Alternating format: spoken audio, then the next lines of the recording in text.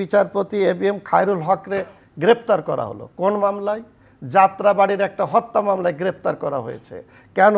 তিনি আদালতে যেই ধরনের সীমা লঙ্ঘন করে তত্ত্বাবধায়ক সরকার ব্যবস্থা বাতিল করেছিল তার বিরুদ্ধে দুর্নীতি সহ অনেক ধরনের অভিযোগের কথা শুনেছি।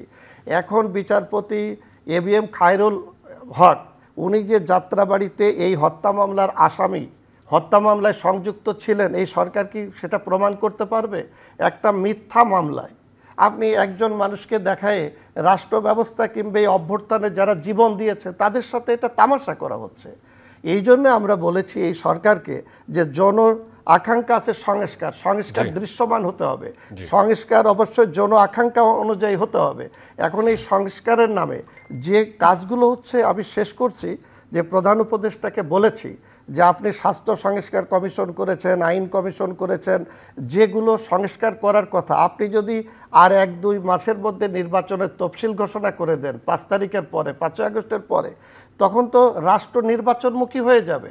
এই যে জন আকাঙ্ক্ষা সংস্কারের, এগুলো তো কোনোটাই আলোর মুখ দেখবে না। আচ্ছা, সংস্কার বিষয়ে আসি। সংস্কার কমিশনের সর্বশেষ রাজনৈতিক দলগুলো এসছে এবং কোনো কোনো ক্ষেত্রে দ্বিমত দিয়েছে, কেউ কেউ মতৈক্যে পৌঁছেছে। কোন কোন ক্ষেত্রে মতৈক্য হয়েছে আর দ্বিমত কোথায়? দেখেন, আমরা 70 অনুচ্ছেদের কথা বলেছি যে এমপিরা স্বাধীনভাবে যাতে 70 অনুচ্ছেদ নিয়ে আলোচনা না করি, এর পরের গুলো করি। না, তারপরে দেখা গেছে প্রধানমন্ত্রীর যে মানে মেয়াদ, এরকম কয়েকটা বিষয়ে আমরা মোটামুটি ঐকমত্য পোষণ করেছি। কিন্তু বেসিক জায়গাগুলোতে, যেমন দুর্নীতি দমন কমিশন, আজকে যে বিষয়টা ছিল দুর্নীতি দমন কমিশন, সেটার নিয়োগ প্রক্রিয়া কি হবে? তারপরে যে সরকারি কর্ম কমিশন, যেটা পাবলিক সার্ভিস, যেটা এরপরে আমরা বলেছি যে ন্যায়পাল, এগুলো কি হবে? এখন সেখানে দেখা যাচ্ছে যে আমরা একমত হতে পারছি না।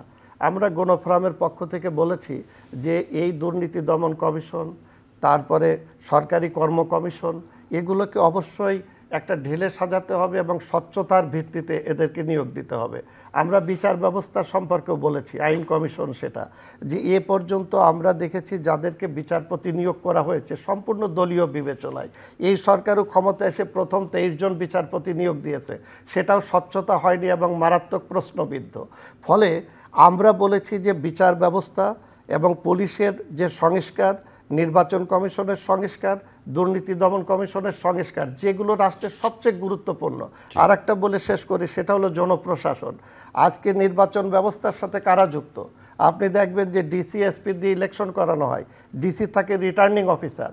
আমরা কিন্তু নির্বাচন কমিশনের ব্যাপারে এই যে কমিশনের যে একটা প্রস্তাব দিয়েছে নির্বাচন কমিশনের সংস্কারে, যে সেখানে আলাদা সার্ভিস কমিশন করার কথা বলা হয়েছে নির্বাচন কমিশন সচিবালয়, কিন্তু সেইগুলো ব্যাপারে কিন্তু আলোচনা আসছে। আপনার কাছে আসবো।